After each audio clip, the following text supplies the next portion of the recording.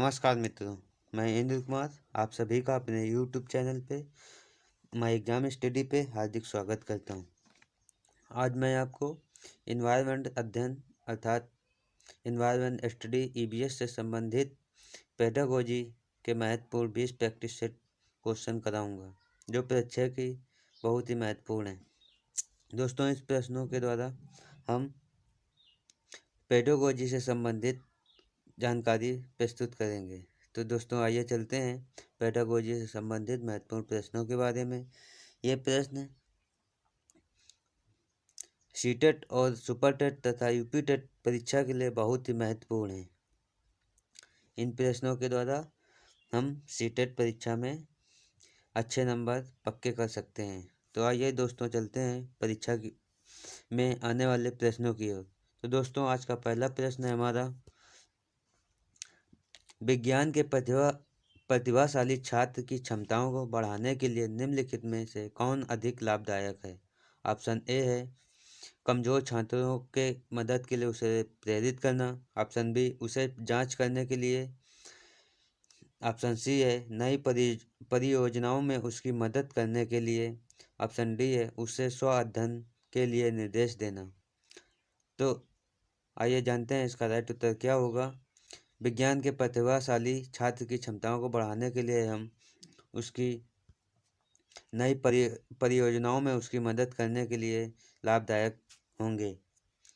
इस प्रकार छात्रों में विज्ञान के प्रति रुचि बढ़ेगी और वे परीक्षा में अच्छे अंक व अच्छी तरह से उत्तीर्ण होंगे। अब चलते हैं अगले प्रश्न की ओर। अगला प्रश्न नंबर 2 है हमारा। 2 नंबर कहता है, निम्नलिखित में कौन सा कथन प्राथमिक स्तर पर EVS पढ़ाने का उद्देश्य नहीं है? ऑप्शन ए है प्राकृतिक सामाजिक पर्यावरण के बारे में जिज्ञासा जगाना। ऑप्शन बी है संज्ञानात्मक और मनोगतिक कौशल के विकास की ओर ले जाने वाली समन्वयसी व व्यवहारिक गतिविधियों को संलग्न करना। ऑप्शन सी है मूल्यांकन के लिए शब्दों और परिभाषाओं के साथ शिक्षार्थियों का नेतृत्व करना। जीवन और पर्यावरण की चिंता के मूल्यों को आत्मसात करना। तो दोस्तों, प्राथमिक स्तर पर EVS पढ़ाने का उद्देश्य नहीं है। तो दोस्तों, इसका राइट उत्तर होगा ऑप्शन सी, मूल्यांकन के लिए शब्दों और परिभाषाओं के साथ शिक्षार्थियों का नेतृत्व करना। पढ़ाने का उद्देश्य होता है प्राकृतिक व सामाजिक पर्यावरण की जिज्ञासा जागे बच्चों में, संज्ञानात्मक और मनोगतिक कौशल के विकास की ओर ले जाने वाली समन्वयसी व व्यवहारिक गतिविधियों को संलग्न करे।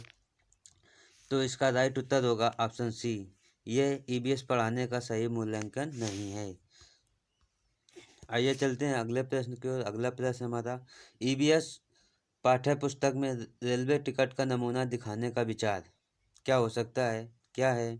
छात्रों को रेल किराया के बारे में बताना, उन्हें टिकट उपयोग किए जाने वाले विभिन्न संक्षिप्त अक्षरों का ज्ञान प्रदान करना, निर्णय लेने के लिए छात्रों को कौशल बढ़ाना, वास्तविक जानकारी के साथ बातचीत करने और उसे समझने का विचार रखने का ज्ञान EVS के तहत ज्ञान देना। तो इसका राइट उत्तर क्या होगा? ए, बी, सी या डी? तो दोस्तों, इसका राइट उत्तर होगा ऑप्शन डी, वास्तविक जानकारी के साथ बातचीत करने और उसे समझने का विचार आए, इसलिए EVS पाठ्य पुस्तक में रेलवे टिकट का नमूना दिखाना सही होगा। अगला प्रश्न हमारा प्रश्न नंबर 4। प्रश्न नंबर 4 कह रहा है, बीज अनुकरण की अवधारणा को सबसे अच्छे तरीके से पढ़ाया जा सकता है। ऑप्शन ए, अंकुरित बीज को कक्षा में दर्शाकर और अंकुरण की प्रक्रिया को समझाकर। ऑप्शन बी है बोर्ड पर ड्राइंग के माध्यम से अंकुरण चरणों को प्रस्तुत करके। ऑप्शन सी है बीज बोने के लिए विभिन्न चरणों का पालन करने और उनका चित्र बनाने के लिए कहकर। ऑप्शन डी, बीज अंकुरण की तस्वीरें दिखाकर। तो इसका राइट उत्तर होगा ऑप्शन सी। ऑप्शन सी में बीज अंकुरण की अवधारणा को सबसे अच्छे तरीके से पढ़ाया जा सकता है तब जब बीज बोने के लिए विभिन्न चरणों का पालन करने के लिए और उनका चित्र बनाने के लिए कहकर समझाया जाए बच्चों को।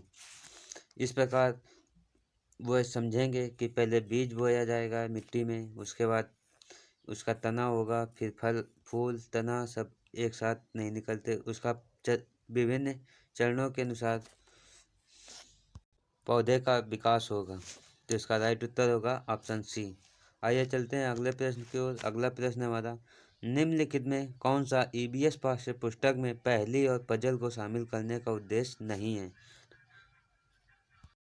इसका उद्देश्य नहीं है, शामिल करने का उद्देश्य नहीं है। मतलब इसमें सबसे पहले देखेंगे प्रश्न कह क्या रहा है, उद्देश्य है कि नहीं है। तो उद्देश्य नहीं है, ये समझेंगे। छात्रों में आलोचनात्मक चिंतन क्षमता विकसित करेंगे, बिल्कुल करेंगे। छात्रों के तर्क क्षमता विकसित करेंगे, बिल्कुल करेंगे।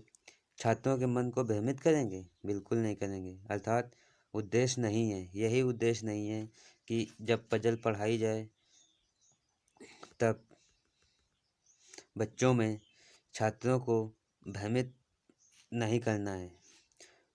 ऑप्शन सही है सी। आइए चलते हैं अगले प्रश्न की ओर। अगला प्रश्न है हमारा, ईबीएस शिक्षक के रूप में आप छात्रों को चिड़ियाघर ले जाने की योजना बनाते हैं। निम्नलिखित में से आप छात्रों को कौन सी गतिविधियां शुरू करने की अनुमति नहीं देंगे? तो सबसे ज़रूरी है अनुमति नहीं देंगे। ऑप्शन ए, चिड़ियाघर में उन जानवरों की तस्वीरें लेना जिन्हें वे वहाँ देखेंगे। ऑप्शन बी, चिड़ियाघर में वो जो सब कुछ देखते हैं उसका चित्र बनाने के लिए अपनी ड्राइंग की किताबें अपने साथ ले जाना। चिड़ियाघर ऑप्शन सी है, चिड़ियाघर में जानवरों के लिए बहुत सारा खाना साथ ले जाना। ऑप्शन सी है, चिड़ियाघर में विभिन्न जानवरों द्वारा खाए जाने वाले भोजन का पता लगाने की कोशिश करना। तो इसमें हमें अनुमति हम छात्रों को नहीं देंगे। कौन सी? चिड़ियाघर में जानवरों के साथ बहुत सारा खाना ले जाना की अनुमति नहीं देंगे, क्योंकि वहाँ पर चिड़ियाघर में बहुत सारे जानवर होंगे जो बच्चों के द्वारा खाना लिए जाने से उनका पूर्ण करना मुश्किल होगा। आइए चलते हैं अगले प्रश्न की ओर। अगला प्रश्न है हमारा, प्राथमिक स्तर पर मूल्यांकन में शामिल होना चाहिए। ऑप्शन ए, शिक्षार्थियों और अभिभावकों के साथ निरंतर और असंरचित शिक्षा का अवलोकन। ऑप्शन बी है, प्रत्येक सप्ताह के लिए एक औपचारिक निरीक्षण और खेल शामिल होने चाहिए और रिपोर्ट कार्ड में दर्ज किए जाने चाहिए। ऑप्शन सी है, वर्ष के अंत में अर्धवार्षिक और वार्षिक परीक्षाएं आयोजित की जानी चाहिए। ऑप्शन डी है, पास या फेल के रूप में युवा शिक्षार्थियों को मूल्यांकन करने के लिए हर हफ्ते गृह कार्य और कक्षा कार्य दिया जाना चाहिए। तो दोस्तों आपको बता दें, एनसीएफ 2005 कहता है कि बच्चों को, प्राथमिक स्तर के बच्चों को मौखिक ही परीक्षा ली जाए, उनको परीक्षा नहीं की जाएगी। तो इसका राइट उत्तर होगा ऑप्शन ए, शिक्षार्थियों और अभिभावकों के साथ साथ निरंतर और असंशोधित अवलोकन करके ही उनका मूल्यांकन किया जाएगा। जबकि प्राथमिक स्तर के बच्चों के लिए औपचारिक परीक्षण और खेल विधि शामिल होने चाहिए, बिल्कुल नहीं। एनसीएफ कहता है बच्चों के लिए परीक्षा और अधिक परीक्षा नहीं आयोजित की जाएंगी। इसलिए इसका राइट उत्तर होगा ऑप्शन ए। अगला प्रश्न है हमारा, ईवीएस कक्षा में सरल प्रयोग और प्रदर्शन किए जा सकते हैं। ऑप्शन ए, छात्रों को अपने दम पर सीखने और अपने अवलोकन कौशल को अच्छा बनाने में सहायता के लिए। ऑप्शन बी है, वरिष्ठ कक्षाओं में जो किया जा रहा है उनका पालन करने के लिए। ऑप्शन सी, छात्रों द्वारा उठाए गए प्रश्न के आधार पर विचार करने और विश्लेषण अवलोकन को रिकॉर्ड करने के लिए। कक्षा में अनुशासन बनाए रखने के लिए, छात्रों को नियंत्रित करने के लिए। तो इसका राइट उत्तर होगा ऑप्शन ए, ईवीएस कक्षा में सरल प्रयोग और प्रदर्शन किए जा सकते हैं, छात्रों को अपने दम पर सीखने और अवलोकन करने में सहायता करके। आइए चलते हैं अगले प्रश्न की ओर। अगला प्रश्न है हमारा, असाइनमेंट के बारे में निम्नलिखित कौन सा कथन सही है? विविधा और अभ्यास कराने के लिए असाइनमेंट को हर दिन गृह कार्य के साथ कक्षा के रूप में दिया जाना चाहिए। ऑप्शन बी, असाइनमेंट मूल्यांकन का एकमात्र तरीका होना चाहिए। ऑप्शन सी, असाइनमेंट शिक्षार्थियों को जानकारी हासिल करने, अपने स्वयं के विचारों का निर्माण करने और स्पष्ट करने का अवसर प्रदान करते हैं। ऑप्शन डी है, माता पिता या भाई बहन द्वारा उनकी प्रतिभा के आधार पर असाइनमेंट तैयार किया जा सकता है। तो दोस्तों, इसका राइट उत्तर होगा ऑप्शन सी। असाइनमेंट शिक्षार्थियों को जानकारी हासिल करने, अपने स्वयं के विचारों को निर्माण करने, उन्हें स्पष्ट करने का अवसर प्रदान किया जाना चाहिए। अगला प्रश्न है हमारा प्रश्न नंबर 10। मानचित्र को पढ़ने के लिए आवश्यक कौशल शामिल है, अर्थात मानचित्र को कैसे पढ़ें? उत्कृष्ट ड्राइंग और पेंटिंग कौशल के द्वारा, एक ग्लोब की गणना और योग्यताओं की स्थिति का उपयोग करने की क्षमता होनी चाहिए, या ऑप्शन सी, अर्थपूर्ण क्षमता निर्माण के लिए उस उत्कृष्ट संचार क्षमता होनी चाहिए, या ऑप्शन डी है, स्थान, दूरी और दिशाओं की सापेक्ष स्थिति को समझने की क्षमता होनी चाहिए। तो दोस्तों, मानचित्र को पढ़ने के लिए स्थान, दूरी और दिशा की सापेक्ष स्थिति को समझने की क्षमता का कौशल होना आवश्यक होता है, तभी मानचित्र में ग्लोब पढ़ने में आसानी होती है। अगला प्रश्न 11 है। ईबीएस कक्षा में अवधारणा को समझने के लिए कविताओं और कहानियों को कहानी कहने का उपयोग मदद करता है। ईबीएस कक्षा में अवधारणाओं को समझाने के लिए कविताओं और कहानी कहने का उपयोग मदद करता है, पाठ को सुखद और रोचक बनाने में। ऑप्शन बी है, विश्वसनीय और वैश्विक स्तर पर दुनिया की प्रकृति कल्पना करने और उसका पता लगाने की छात्र की क्षमता को बढ़ाने में। ऑप्शन सी है, शिक्षार्थियों के बीच भाषा और सांस्कृतिक विविधता का ख्याल रखने में, छात्रों की ऊर्जा को सही दिशा में ले जाने में। क्या होगा ऑप्शन इसका राइट उत्तर? ऑप्शन ए, बी, सी या डी? तो आइए दोस्तों जानते हैं इसका राइट उत्तर। इसका राइट उत्तर होगा ऑप्शन बी। ईबीएस कक्षा में अवधारणाओं को समझाने के लिए कविताओं और कहानी कहने में मदद करता है कि वह विश्वसनीय हो जाए, वैश्विक स्तर पर की दुनिया की प्रकृति की कल्पना करने लगे, उसका पता लगाने की छात्र की क्षमता को बढ़ावा देने में मदद करती है। अगला प्रश्न है प्रश्न नंबर 12। ईबीएस कक्षाओं को शिक्षार्थियों को हाथों पर गतिविधियों और जांच में शामिल करना चाहिए, क्योंकि इससे उन्हें मदद मिलती है। वह अपने वातावरण में स्वतंत्र रूप से घटनाओं का अन्वेषण करते हैं। ऑप्शन बी है, विज्ञान सीखने के लिए प्रयोगशाला से संबंधित कौशल विकसित करना। ऑप्शन सी, वैज्ञानिक अवधारणाओं को बेहतर तरीके से जाने। ऑप्शन डी है, विषय में रुचि का विकास करना। तो ईबीएस कक्षाओं को विद्यार्थियों को हाथों पर गतिविधियों और जांच में शामिल करना चाहिए, क्योंकि वह अपने वातावरण में स्वतंत्र रूप से घटनाओं का अन्वेषण कर सके। इसलिए हर गतिविधि में ईबीएस की छात्रों को शामिल करना चाहिए, अर्थात इसका राइट उत्तर होगा ऑप्शन ए। अगला प्रश्न है हमारा प्रश्न नंबर 13। एक शिक्षिका अपने बच्चों को पीटी सरीसृप के बारे में पढ़ाते हुए कई उदाहरण देकर पाठ शुरू करती है और छात्रों से उन विशेषताओं को खोजने के लिए कहती है जो उनके पास थी। वह उपयोग कर रही है प्रेरक दृष्टिकोण की, डिडक्टिव अप्रोच की, या डिडक्टिव अप्रोच की, या डिडक्टिव इंडक्टिव अप्रोच की। तो इसका राइट उत्तर होगा ऑप्शन ए। एक शिक्षिका वह प्रेरक दृष्टिकोण का उपयोग कर रही है ताकि छात्र कुछ उसे देखकर, उदाहरण को समझकर उनकी विशेषताओं के बारे में जाने। अगला प्रश्न 14 है। कक्षा 5 के छात्रों के लिए एक शिक्षक जानवरों के बोझ पर एक कक्षा ले रहा है। चर्चा करने से पहले वह एक वीडियो दिखाती है जहां एक गधा सामान से भरा हुआ है और गधा चलते समय लंगड़ा कर चलता है। शिक्षक अपने छात्रों के साथ चर्चा करने की कोशिश कर रही है क्या? यह शिक्षक अपने छात्रों के साथ चर्चा करने की कोशिश कर रहा है गधे का गधे की उपयोगिता पर। गधे का उपयोग शहीद परिवहन के लिए किया जा सकता है। या ऑप्शन सी, पशुओं का अधिभार और शोषण के बारे में। ऑप्शन डी है दोनों, ए और बी। तो इसका राइट उत्तर होगा ऑप्शन सी, पशुओं का अधिभार और शोषण करने के बारे में जानकारी देती हैं। अर्थात वह छात्रों के साथ पशुओं के साथ होने वाले अधिभार और शोषण के बारे में बताने की कोशिश कर रही हैं। अगला प्रश्न हमारा 15 है। ईबीएस के पीछे की विचारधारा अरबिंदो और गांधी जैसे शैक्षिक विचारकों के दर्शन के साथ मेल खाती है। जैसे कि ईबीएस क्या है?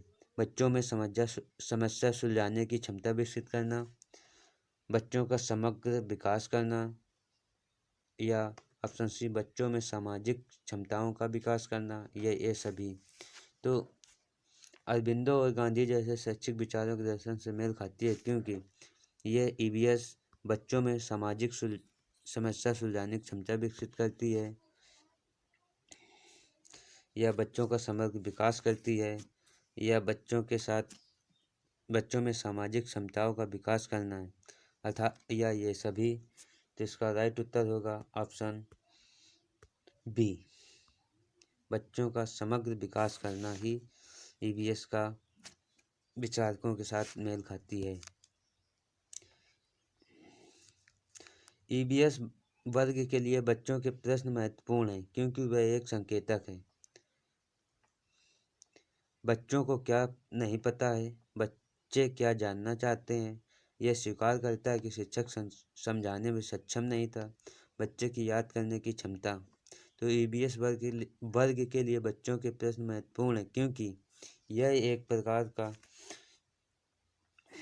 बच्चों को क्या जानना चाहते हैं यह संकेतक होता है। तो इसका राइट उत्तर होगा ऑप्शन बी। अगला प्रश्न 17 है। ईबीएस में स्टोरी टेलिंग एक प्रभावी शिक्षण नीति है, अर्थात कहानी बताना एक प्रभावी शिक्षण नीति है। अर्थात कहानी से बच्चे यह सीखने वालों को सुनने की क्षमता विकसित करने में मदद करता है, या यह दूसरे के संदर्भ में स्थिति की कल्पना करने की क्षमता विकसित करता है, या इससे शिक्षार्थियों को कहानी लेखन की क्षमता विकसित होती है, या ऑप्शन डी, ये पाठ को बहुत रोचक बनाता है। तो इसका राइट उत्तर होगा ऑप्शन बी, ये दूसरे के संदर्भ में स्थिति की कल्पना करने की क्षमता विकसित करता है। तो कहानी शिक्षण से क्षमता विकसित होती है कल्पना करने की। अगला प्रश्न है हमारा प्रश्न नंबर 18। एक प्राथमिक शिक्षक बच्चों के साथ ईबीएस कक्षा में विभिन्न फसल त्योहारों पर चर्चा कर रहे हैं। ये उनकी मदद करेगा, अर्थात इस क्लास से बच्चों को क्या फ़ायदा होगा। बच्चे इन त्योहारों के बारे में जानेंगे। ऑप्शन बी, बच्चे हमारे देश में कटाई की प्रक्रिया के संबंध में मौजूद विविधता को समझना। ऑप्शन बी, उनके अनुभवों को अर्थ प्रदान करके। ऑप्शन डी, दोनों, ए और बी। तो इसका राइट उत्तर होगा ऑप्शन डी, ए और बी दोनों। इससे वह त्योहारों के बारे में जानेंगे तथा हमारे देश में कटाई की प्रक्रिया के संबंधित जानकारी उनके प्राप्त होगी। तो इसका राइट उत्तर होगा ऑप्शन ए और दोनों। प्रश्न नंबर है 19। विज्ञान ज्ञान का एक गतिशील शरीर है। ये क्या कहता है? इसमें वैज्ञानिक प्रक्रिया शामिल है, ये समय के साथ बदलता रहता है, इसमें रचनात्मक लोग शामिल हैं, इसका विस्तार होता है। तो विज्ञान